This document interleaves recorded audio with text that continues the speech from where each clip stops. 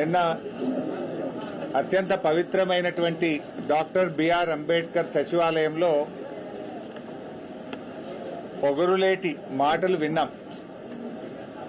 ఆ పొగరులేటి సెక్రటేరియట్కు ఒకవైపు డాక్టర్ బాబాసాహెబ్ అంబేద్కర్, ఒకవైపు బిర్లా మందిర్లో వెంకటేశ్వర స్వామి ఆలయం, మరొక వైపు అమ్మవారు, మరొక వైపు మస్జిదు, చర్చు, అంత పవిత్రమైనటువంటి సెక్రటేరియట్లో కూర్చొని నిజాలు దాచి అబద్దాలు మాత్రమే మాట్లాడాడు ఆ పొగరులేటి మంత్రి.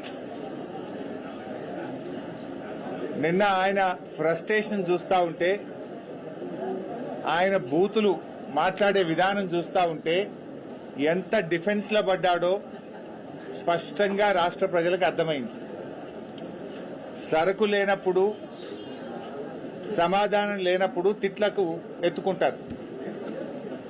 నిన్న ఆయన చెప్పిన కథలు, ఆయన మాట్లాడినటువంటి భాష, ఆయన బాడీ లాంగ్వేజ్, ఆయన ఎంత డిఫెన్స్ లో పడ్డాడో రాష్ట్ర ప్రజలందరూ కూడా గమనించారు. సమాధానం లేదు గనుకనే నువ్వు తిట్ల రాగాన్ని అందుకున్నావు. ఇలా ఈ పొగరులేటి ఒక రాష్ట్ర మంత్రిగా కాకుండా రాఘవ కన్స్ట్రక్షన్ అధినేతగా మాట్లాడినట్టుగా ఆయన మాటలు ఉన్నాయి.